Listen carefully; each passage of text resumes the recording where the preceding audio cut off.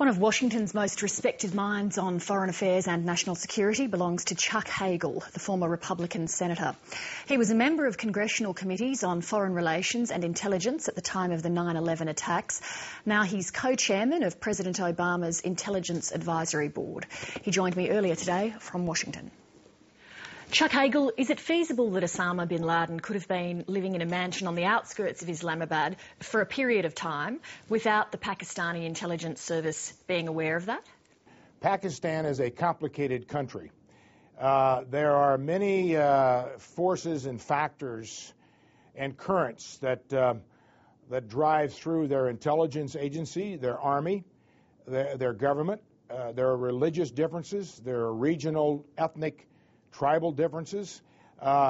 There will be questions asked about all of this. Was someone protecting him or covering up his whereabouts? But the reality is we've not been unaware of the fact that within ISI, the intelligence services of Pakistan, the army and other elements and institutions in the Pakistani government, there are differences of opinion about the Taliban, about what's going on in Afghanistan, about Al-Qaeda. That's not new. But until we find out more of the facts, I don't think we know enough to respond. How do you rate Pakistan overall as an ally in the war on terror? Well, every relationship is imperfect.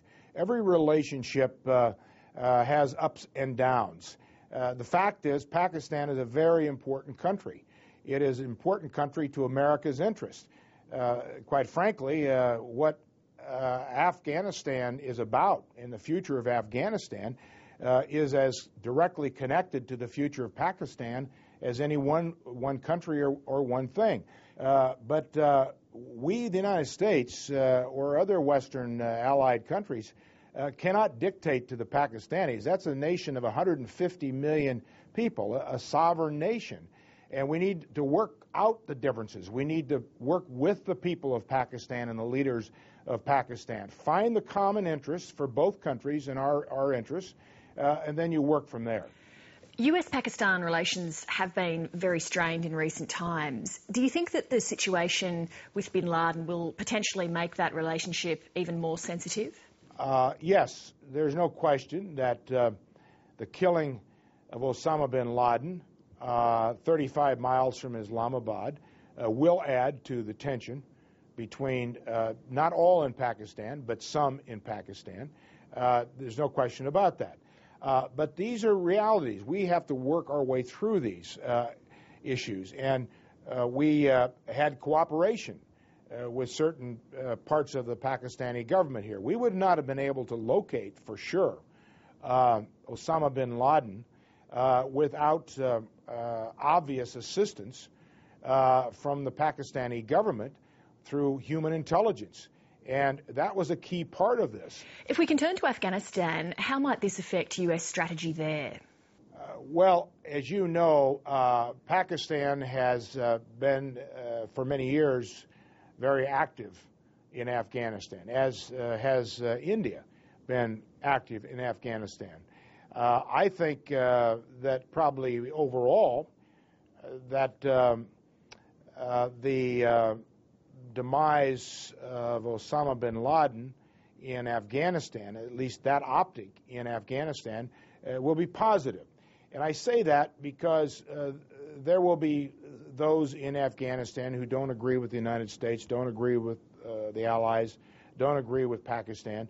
But overall, the people of Afghanistan want peace. They want hope for their children. They want some prosperity.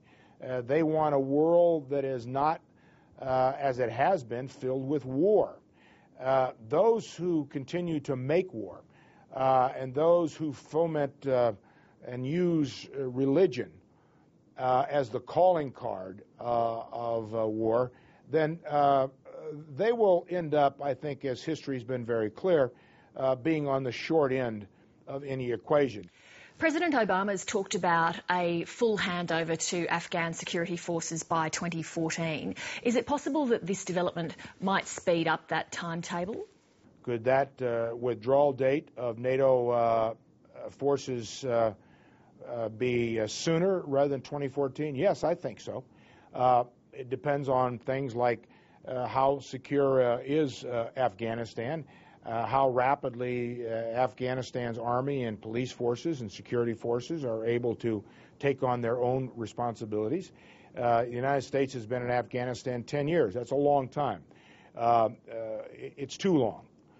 And we need to start unwinding. We need to start withdrawing. We need to start exiting because we, the United States and NATO, are seen now by many people as occupiers.